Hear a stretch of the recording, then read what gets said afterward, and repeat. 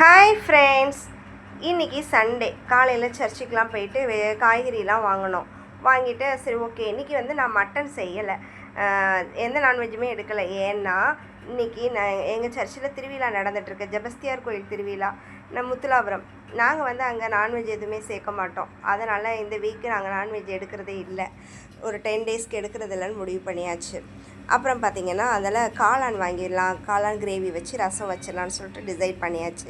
ஓகேன்னு சொல்லிட்டு காய்கறிலாம் வாங்கியிருந்தேன். இந்த பனங்கிழங்கு பார்த்திங்கன்னா அன்றைக்கி எங்கள் அம்மா வாங்கிட்டு வந்து அவிச்சு கொடுத்தா. அதில் ஒன்று மட்டும் கடந்து காஞ்சி சுருங்கி போயிடுச்சு. அதை சாப்பிடவா வேண்டாமான்னு யோசிச்சுட்டே இருந்தேன்.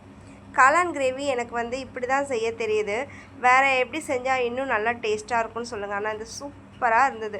நான் வேறு எதுவுமே போடல, இஞ்சி பூண்டு பேஸ்ட்டு, அது என்ன அந்த கொஞ்சம் சிக்கன் மசாலா, நான் அரைச்சி வச்சுருந்த கறி மசாலா, அவ்வளோதான். செம்ம சூப்பர் டேஸ்ட்.